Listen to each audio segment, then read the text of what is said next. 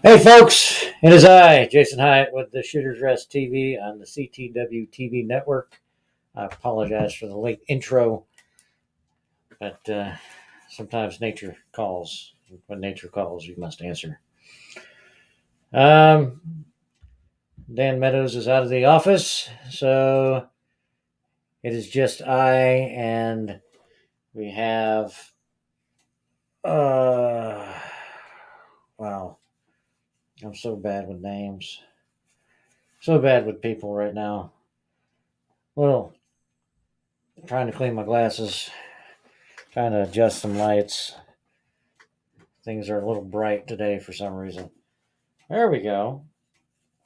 But we weren't on last week, live anyway, because we had another litter of puppies. And when we have puppies, we tend to not sleep, which they're now a week old as of today. And still, very little sleep. It's good to have cameras set up so you can see them, which works really well. But we're live. We're here on the Shooter's Rest. And we're going to make a go of this. Pretty much. So I had some thoughts and I had some things lined up, and they all kind of like fell through because, like I said, I've been tending to puppies and trying to take care of all that stuff first. But did have some conversations with somebody today that is a really good friend of mine, and it brought up some interesting questions, and I think we'll go through some of that. But my goodness, there's so much dust. I just cleaned all this stuff and it's all covered in dust, so please bear with me. Oh, that's why that's looking weird. All right, let me fix this. I need that to be a white light, and I need it about that bright instead of super bright. There we go. I can see. I'm not blinded by my studio lights. It's amazing. But anyway, a while back, I took a good friend of mine pig hunting. Well, we call it pig shooting because we really don't hunt them. They come out no matter what we do. If there's corn on the feeders, there are pigs there. And we use night vision. More night vision to spot them and then turn on white lights and green lights, and shoot them because they're a nuisance animal. They taste really good, but they destroy everything and they're dangerous. And in the state of Georgia, it doesn't matter how you kill them as long as you kill them. So we take that opportunity to fill our freezers. Well, I took this buddy of mine out, and he'd taken his rifle to a local shop to be zeroed with his night vision. And needless to say, we got him on a pig. Pig came up, and he shot right over that thing. And honestly, it really wasn't his fault, and I really don't think it was the guys that zeroed his rifle's fault. It was a kind of a lack of understanding of how the weapon system was supposed to work, or a mind fart, brain fart, however you want to call it, to put it on the setting for less than 100 yards. Hello, Zach Cole. All right. Because where we shoot pigs is 82 yards from the stand to the furthest point where you're going to engage them, because everything behind that is nothing but dark woods. The clearing is 82 yards.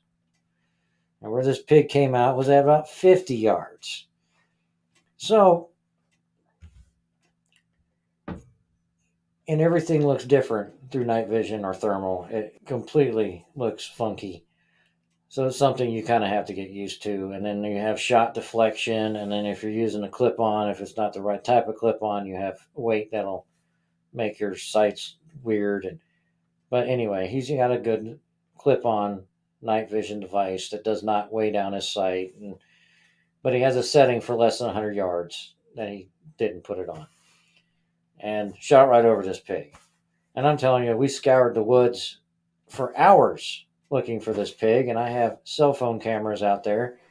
And while we were down at the bottom of the valley by the swamp where the pigs like to hang out when you shoot them and they run down the hill, they like to go and hide down there and die.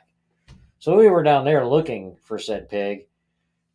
At the same time, I was getting pictures on my phone of the pig he had just shot at back up in the clearing where we had shot at it before, but it had come from the other direction. It was not engaged, or it was not shot. It was engaged, but it was not shot. It was definitely very alive and well, and it's still tramping around my woods out there willy nilly because it doesn't have a hole in it. So, needless to say, but it brought up the wonderful, subsonic suppressed night vision hunting or engagements or target shooting, however you want to look at it, and how much practice you need if you're going to, go into this type of lifestyle. It is a lifestyle because once you buy one type of night vision device, you're going to want to buy more. That's a good friend of mine right now. He has thermals, but he wants to upgrade his thermals. So he's selling his thermals to buy new thermals because every year new ones come out. I'm happy with my little TM16 or 10 or 160. It's not a sight. It's just lets me know something's there, and then I can flip on the lights or switch over to something else to shoot whatever it is. Because the only thing I shoot at night is pigs, and pigs sit still long enough for you to turn on a light and shoot them because they have no fear of humans, at least on my property. I could probably walk out there and they'll just look at me like I'm stupid or try to run at me, which has happened on numerous occasions. So, I believe my wife is getting home. If it's not my wife, it's a burglar, and I'm about to have a really fun day.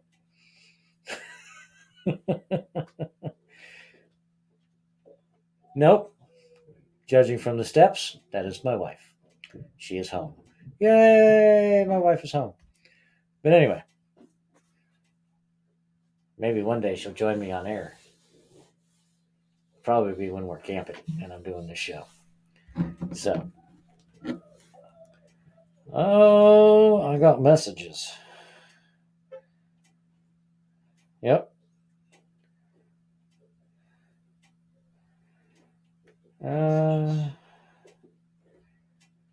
All right.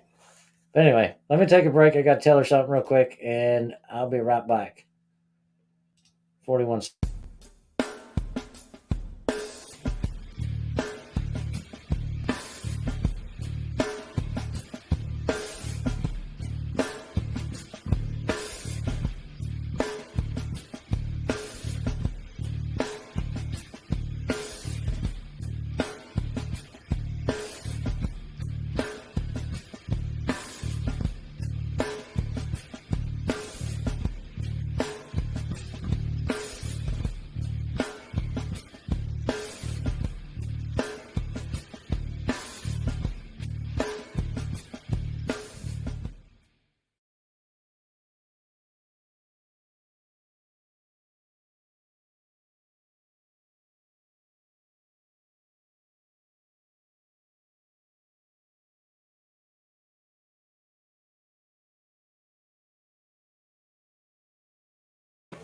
And I'm back. See? It was quick. It was a little longer than 41 seconds. I apologize.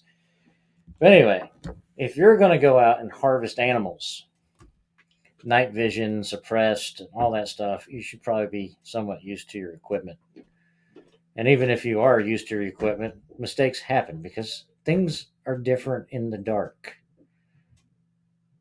And I'm speaking from experience. I've used more than my fair share of thermal devices and night visions and starlight scopes and all the other craziness over the years to know that things look very weird through night vision. It's the undying hue of green can really take a toll on your eyeballs, for one.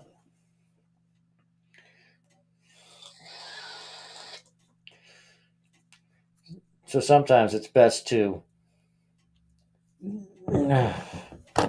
use a different device to see if something's coming. So, like, I did the thing on my thermal not too long ago. It's a wow. Anyway, it connects to my cell phone. So I can take my cell phone out there, I can set up my thermal, and I can have my very large phone as a little screen so I don't have to sit there and squint through a little ocular device and you can see what's going on. Therefore, you don't burn out your eyeballs when you're looking through this thing. So I'm trying not to go into like a tactical situation because thermals and tactical, unless you're doing, not CQB, thermals may not work for you. I mean, the new ones definitely are a lot better than the old ones, but like in a city, everything's hot. The road's hot, the cars are hot, the buildings are hot. You can't see through glass, so they just look hot. It's not like you'll notice an open window because you'll be able to see something through it, but you're not going to be able to see anything through glass. If the glass is closed, you're not going to be able to see it. So to me, thermals are a little bit for CQB.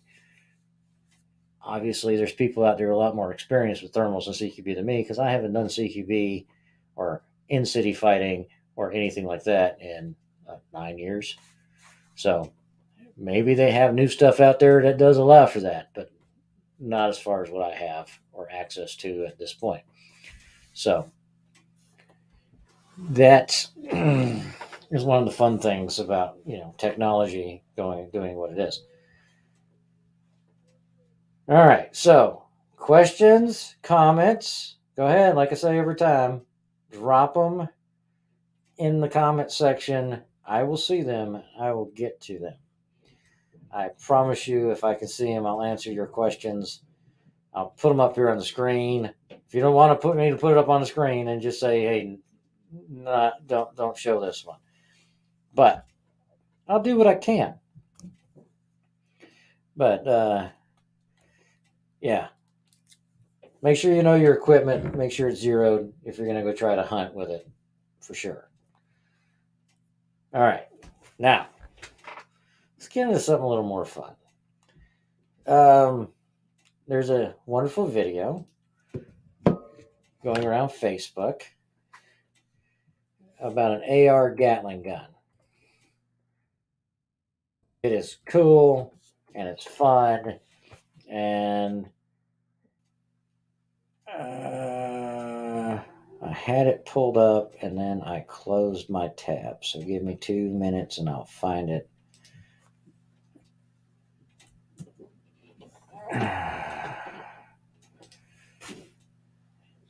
And if you guys are on Facebook, you guys have probably seen it at least once. It's yellow and it's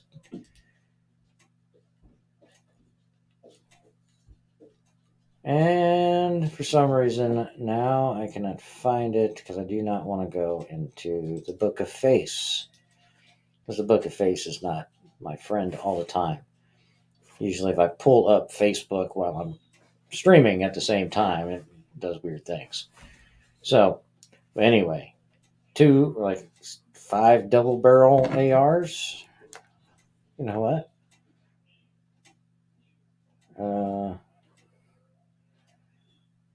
What the? I had a buddy of mine yesterday actually send it to me in a message, so I should be able to find it. And we got a 6-barrel AR-15 Gatling gun. Each AR-15 has 2 barrels. There you go. And this thing spins like this.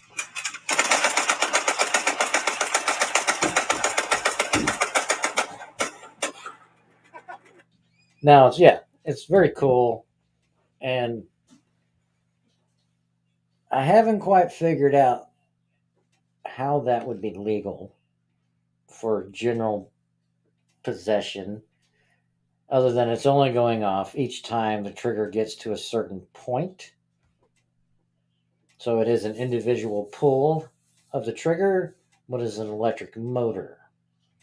which kind of negates some things. It's like making your own electronic trigger puller that just goes super fast. I'm sure the ATF will tell you it's illegal because the ATF says anything that's fun or interesting or new or allows you to fire faster is going to be illegal if they get their way,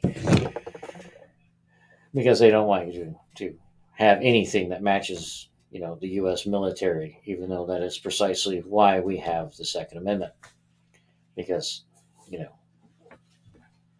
Second Amendment isn't for hunting. It's not even for protecting your home.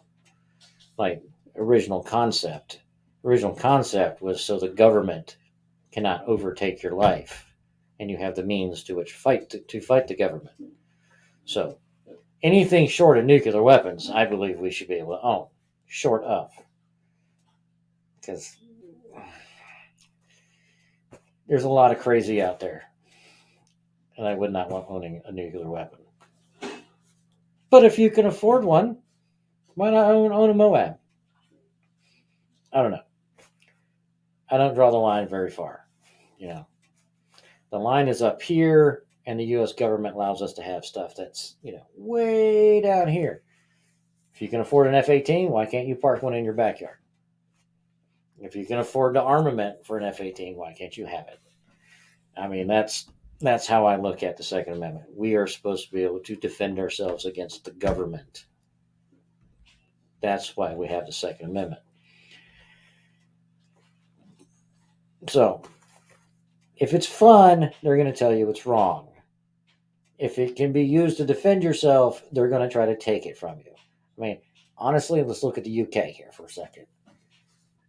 My collection of knives and stuff that I make would be illegal to carry in the United Kingdom without a permit.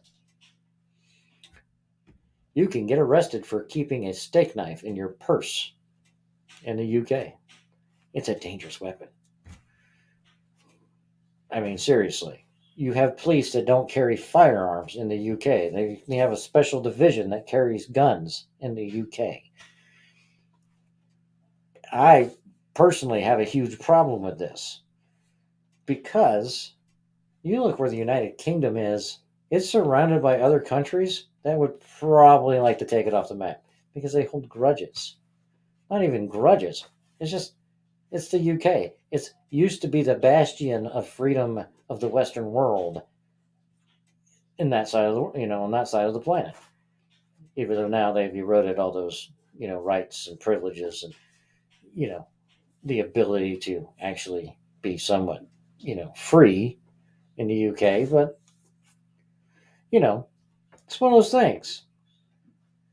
Disarm your citizens and weird things start happening. I mean, you go to Australia, they can still own guns to an extent, but they're very limited and it's very hard to get, and they have to store them in certain ways. It's just like Canada. Canada, you can own certain guns to do certain things, but none of those guns can be used to defend yourself with. And if Dan was able to be on, he would be able to comment further since he has more intimate knowledge of Canadian laws as far as firearms go. But I just know that for me, it's incredibly difficult to take any of my guns into Canada, even if I want to travel to Alaska. You have to send them to Alaska and pick them up. So that leaves me completely open while I'm driving through Canada, which there's some places in Canada you don't want to stop without a gun. And it's not usually the cities, because I'll stay away from all those places anyway. I'm talking about going up to Yukon Territory. Half the wildlife up there wants you to die. And you can be completely disarmed. So, I'm sorry. These countries that are supposed to be the bastions of freedom, that don't allow their own citizens to defend themselves or to protect themselves against the government or wildlife even, drive me nuts. Really. So, I do know that Georgia is now one of those states where you do have constitutional carry, which, if they can get us to the point where we have constitutional hunting and fishing, I'd be happy because there should never be a permit for a right, never be a permit to feed yourself or your family. So, um,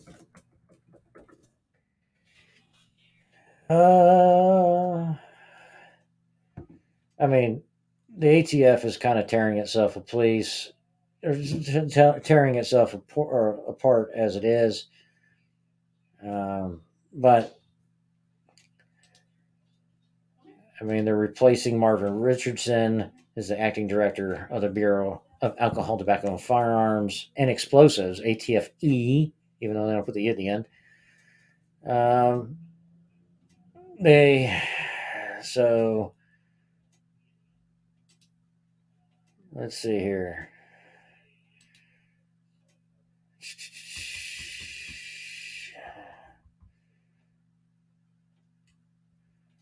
And let's see.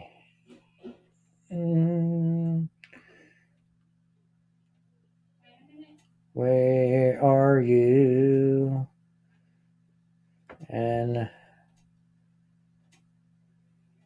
I mean, they're saying Gary Restaino is going to be the new acting director for the ATF. And basically, they just want somebody to give a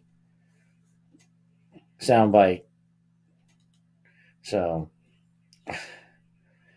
basically, they want somebody else to just be a talking head and spout the same crap that everybody else wants, or the Biden Democrat agenda wants.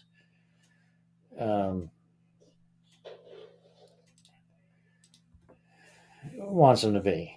So,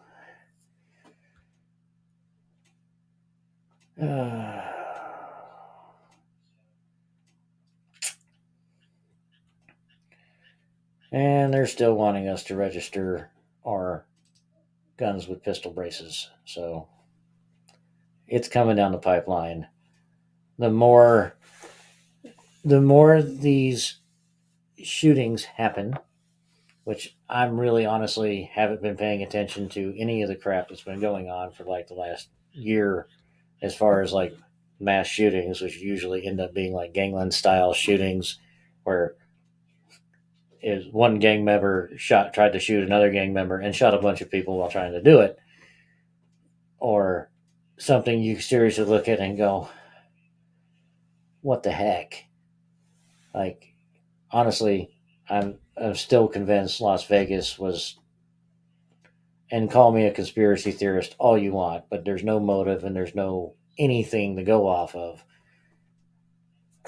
was done for a reason in which the government can say, look, you don't want, we want this stuff not to happen here. And it seems to happen more when there's a Republican in the presidential office than when Democrats are in, or it happens more often when there's an agenda that's wanting to be pushed. So they have all these shootings in the last week or two, and now they want to change the ATF director, and they want to change rules on various items that we own, or may own, or may have owned, because very soon I believe everything I own is going to about to disappear, like fall off my boat that I don't own in a lake that's nowhere nearby, or in the middle of the ocean. That's because that might be closer than the lake that I don't know where it's at. So it's just one of those things. If you're getting to the point where you have to hide your stuff, it's getting to the point where you're going to have to use your stuff. So I try not to think about it. I never want to hide what I own. I'm not going to tell everybody everything I own, but what I'm saying is I do not care, honestly, if the government knows I have this many rifles, this many pistols, and this many shotguns. I don't care. And I don't care because I don't feel like I do anything illegal to draw them to me for them to say, oh, you're doing something wrong. No, I don't. I follow the letter of the Constitution when it comes to my firearms. shall not be infringed. I own them. Whether I bought them from an individual or I bought them from a gun shop, they are still mine. Whether there was a background check done or not, I bought them for myself or for my household. If they don't live here, they're not entitled to use any of my firearms. So I'm not breaking any laws for what I do. If I'm buying a gun from an individual, I know I'm legally allowed to own it. So therefore, it's not illegal for me to buy it. I do know, and I do draw the line, is I'm not going to go to the flea market and buy a sear kit for something. That would draw attention to them coming to my house and picking through everything I own, going, well, why do you have this? I shouldn't have to answer, why do I have something? I just do.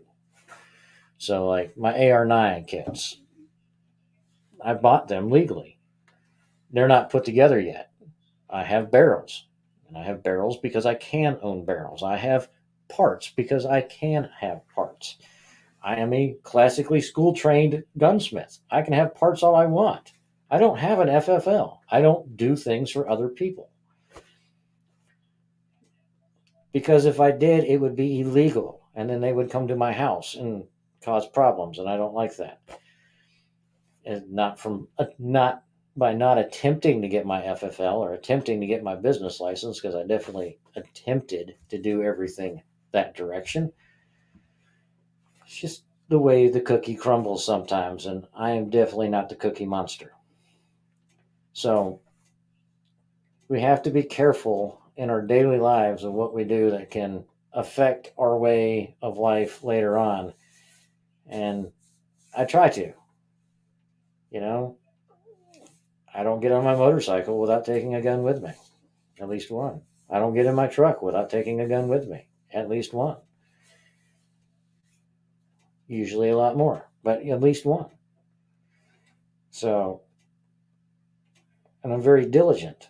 I make sure that my guns are where I can get to them and where my wife knows where they are, and select few people on the planet knows exactly where to go in my house to get a gun if they need to use it at this property.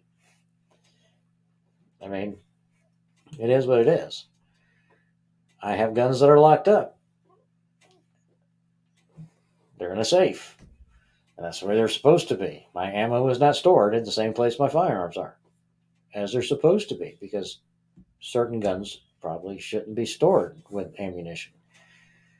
But the guns I use on a daily basis, I can go and grab and use them as they sit, because that is why I have firearms. I don't need to be running down to my safe and grabbing my gun and then going to another place and grabbing ammo while I'm being shot at or while there's a current threat in my house. And that's why I have a problem with these Brady law problem, or the Brady bunch. That's what we're going to call them. Oh, you must store your guns in a safe. But I don't have kids in my house. Why do I need to store my guns in a safe? Do I need to store my guns in the safe in case somebody breaks in and grabs one of my guns? Well, they already did something illegally. They broke into the house. So if they broke into the house and stole a gun, then they're criminals. If they broke into the house, period, they're criminals. But if they break into the house, more than likely there's going to be video of them breaking into the house, and there'll be video of one of the dogs ripping them apart if I'm not home. So honestly, I'm not too worried about somebody breaking into the house and stealing a gun. Because, well, everything's protected. And when I'm not here, you can rest assured the guns that are here are in a safe. See? We're smart about things. Be smart about things. You have no problems with things. So,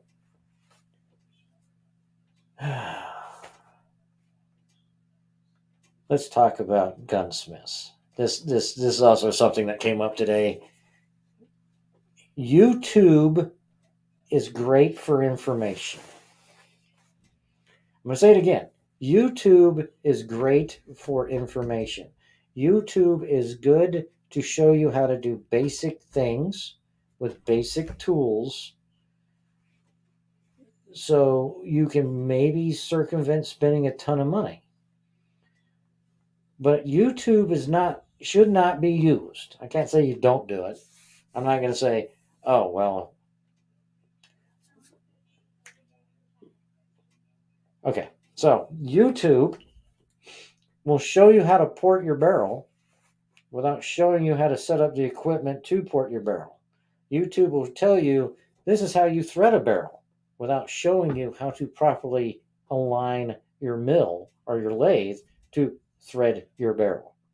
See what I'm saying? They're going to give you part of the information so that when you thread your barrel, it may not be concentric. Your barrel may not be in line with your threads, so whatever you put on it, you're shooting through it. And I'm not saying you put your suppressor on and it goes down the center, or put your suppressor on and it's shooting all your baffles out the other end. Gunsmiths, most gunsmiths, if they're school trained, know how to set up the equipment and know exactly how to make sure you have your threads concentric with your bore. So the threads you look at may not be perfectly in line with your outside of your barrel, but I guarantee you they'll be perfectly in line with your bore. Because believe it or not every barrel is bored down the center. And it's kind of scary when you think about it, but they're not. So, but YouTube is not your gunsmith.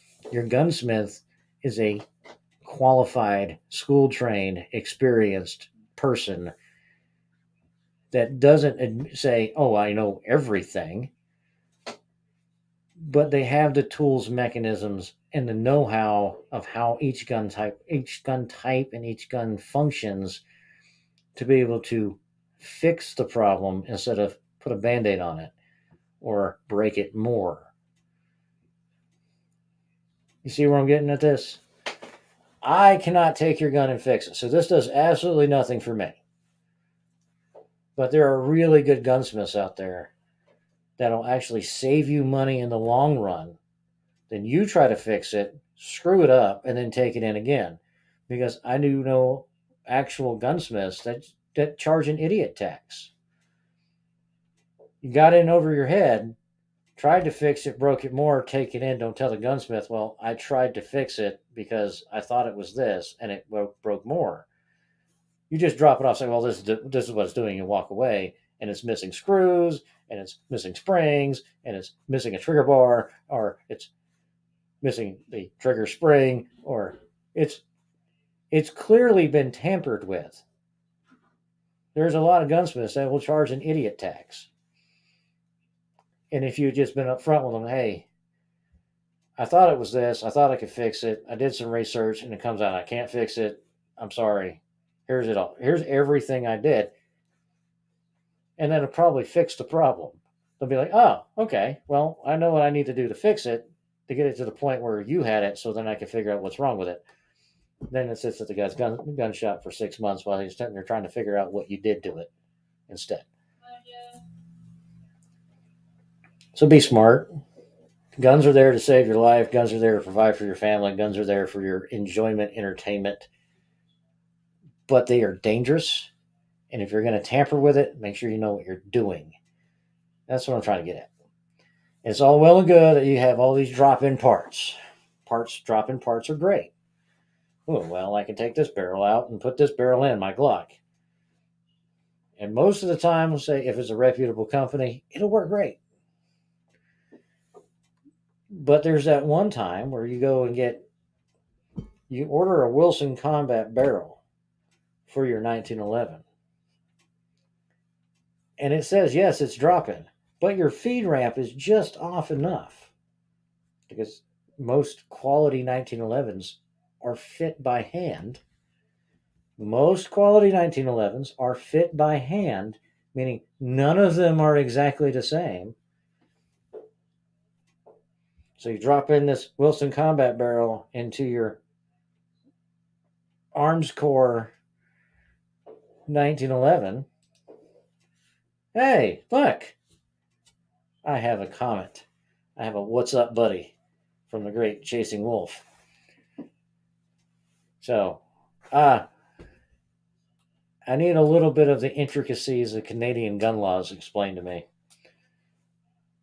What they can own, what they can't own, if you have time for that.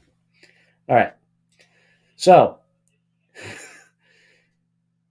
you drop this barrel into your Armscore 1911, and your feed ramp is just ever so slightly off, and the first 2 rounds go great. The third round jams everything up. Now you're sitting there going, "What's going on?" And you monkey with it, and you monkey it, and you end up messing things up more. And that is why I say take it to a gunsmith. They'll know how to fix the problem. Sure, you can go on YouTube and they'll show you, take this file and do this, take this stone and do this. But if you don't know exactly what you're looking at, you know exactly what you're doing, you can mess it up more and spend a lot more money trying to fix the problem than just having a shot out barrel, or whatever the problem was you were trying to fix by dropping in a new barrel. So, yes, I know you're on the road, but one of these days I'm going to do a show solely on the intricacies of Australian and Canadian gun laws, because those two are baffling to me. You have animals out there that want you dead, and you can't even carry a gun to shoot one. But anyway, that was for the Chasing Wolf. He understands. Yes, I am asking about, oh, Canada. Where tyrants rule and the Canadian people drool. At this point. Yes, I went there. Sue me. I didn't say anything untoward. So, anyway, so please, if you are thinking about doing anything to any of your firearms and you really don't know what the heck you're doing, get with your gunsmith. Hey, Chasing Wolf, have you ever noticed that Canada and California have the exact same abbreviation? There might be a reason for this. But anyway, take it to your gunsmith. Or shoot me an email. That works too. See, there it is. gunsvetsurvival@gmail.com. I can try to walk you through. I can't walk you through everything. But explain to me what you're trying to do, and I can send it out to my entire network of gunsmiths, and we can at least send you to the guy that can help you, or explain to you why it's not going to work, or explain to you why it will work, or if it's something simple you're just overlooking, we can say, hey, have you thought about this? We don't do YouTube gunsmithing. We do actual school-trained, experienced gunsmithing. That's what we are. That's what we do. Please don't blow your gun up in your hand. Please don't destroy your granddaddy's gun you got in a will because you wanted to shoot faster. Please reach out to somebody that knows what the heck they're doing with it, because it's not fun. And even experienced gunsmiths have hiccups once in a while. They really do. More than you'll ever know. I mean, I did work at a shop and saw some crazy things back in the day. And I'm not going to go through all of it, but I will go through one. And it wasn't the gunsmith's fault. It wasn't the gun's fault. It wasn't the gun manufacturer's fault. It's actually the ammunition company's fault. And I'm going to bring this up now in this talking about gunsmiths thing, because this gunsmith, as much as I dislike him as a person, did a really good job with this particular incident. Customer came and bought a Springfield XDS from me at the counter. It's a 9mm. This is back when they first came out. I mean, maybe this was the second year they were out. I had one. I enjoyed it for a little bit. But he bought a Springfield XDS. But he went to Walmart and bought a box of Remington Green Box, 115 grain 9mm. And we had an indoor range. So he bought the gun. He brought his ammo in from Walmart. Remington Green Box, the old cheap 115 grain Remington Green Box, 50 rounds. He paid his money, signed his waiver, went in our indoor range, ran his target out, put his ear protection on, eye protection on, loaded his magazine. Second round blew up in the chamber of the gun. It blew the magazine out the bottom. It blew all the springs in the trigger. It blew the springs in the slide. You could not move the slide. Anything. Everything was completely locked up. And if you've ever dealt with Springfield, even as a consumer, not just as a gunsmith or a shop, you'll know that Springfield does not like to send parts out. Ever. But this particular gunsmith took the gun, obviously had to do some work to get it to clear, get the slide off, get the barrel out, find out what went wrong. Well, it blew the whole back end of that bullet casing out. It was either overcharge, a bad primer, a weak spot in the case, something in that Remington round blew apart. But this particular gunsmith didn't send the gun back to Springfield because he would have never got it back. He didn't give him a new gun either because it wasn't our fault. It wasn't our ammo because that shop was an ammunition manufacturer as well, but it wasn't our ammo. It happened on our range, and he owned it literally 15 minutes, 20 minutes max. I said he owned his gun when it blew up in his hands. There was no injuries to him. His hand tingled a little bit, so the explosion was contained. But this gunsmith took the gun to the back, got it all taken apart, got everything cleaned up, and proceeded to make new springs for it so that the gun would function again. There was no structural damage to the gun, which was great. I think he did change the barrel. I believe he did change the barrel. He was questioning the chamber. But he had one of those. He changed the barrel, changed the springs, and went and test fired it with good ammunition, and it was fine. But had this particular customer decided to go home and try to fix this gun himself, he'd probably still be sitting there looking at it in parts going, I don't know what I'm doing. He probably never got the slide off. Because there's nothing on YouTube to show him how to take the slide off after the round blows up in the chamber. That's why gunsmiths are important. So please, for the love of God, take your guns to gunsmiths. Like I said, it doesn't help me any. I can't do it for anybody else. But I can work on my own just fine, which I enjoy doing. So I'm going to stop beating a dead horse now. But anyway, let's go ahead and talk about next week. Hopefully next week, the guy I was talking to from California has the Monday off where he can come on here. He's a lawyer. He has sued the state of California numerous times for gun rights, and he's winning. And we talked to him a few weeks ago, and he said, I'm trying to take some time off to come on the show and explain to people. So once I have it locked in, I'll release his name. I'll put his picture up here, and we'll have a good time. But I'm going to tell you now, whatever state you live in, find your politicians and start local, then go to your state, and then go higher. But look at every one of them closely right now.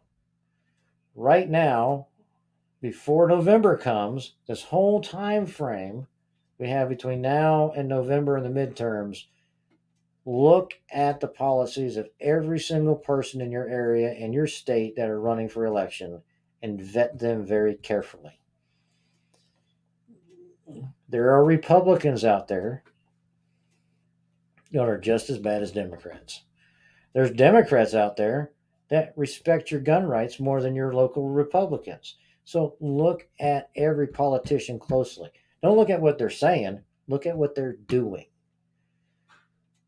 If they don't give you a warm and fuzzy about protecting your rights, don't vote for them. Don't endorse them. Don't listen to their smack. Fight against them. Because every year we have elections, more and more rights get eroded. And they're going to play different cards against us. They're going to say, oh, gun owners are racist. Gun owners are murderers. Gun owners are violent. Which we all know from point of proof, or a proven point, that 99.999% of gun owners are the most easygoing individuals on the planet. We're not violent. We have no wish to be violent. But just because we may be silent does not mean we have forgotten how to roar. I mean, seriously, I'm retired. All I want to do is be peaceful, enjoy life, be able to make it from day to day without thinking about craziness and doing craziness and having to worry about dumb things in the world that are happening that I have no way of stopping. So I am not a violent person. I don't want the ATF coming into my home and taking my guns. I don't want my local sheriff coming into my home and taking my guns. I don't want my neighbors complaining because I own firearms or trying to turn me in because at some point they make guns illegal and they go, oh, well, that guy's got guns and he's violent. Well, no, I'm not violent. I don't enjoy stupidity. And yes, I get angry with things, but I'm definitely not a violent person. So we don't want to allow the politicians running for office in the midterms to be able to turn the tables on us, whether they're independent, Republicans, Democrats, it doesn't matter. Look at the things they've done. Look at the things they're doing. Don't listen to the words coming out of their mouths. And that is how we protect our rights. Because right now, all we have is a vote. And we have to vote the right way.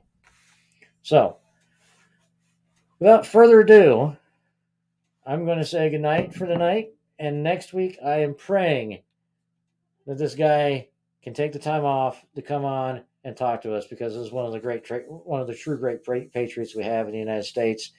Anybody that will fight against the state of California to get more gun rights for their citizens has got to be a hero in somebody's book, and he's definitely a patriot. So, y'all have a wonderful night. I'm going to go check on puppies. I'm going to eat dinner with my wife, who I haven't seen all day. So, remember, keep them loaded, keep them ready. I'll see you guys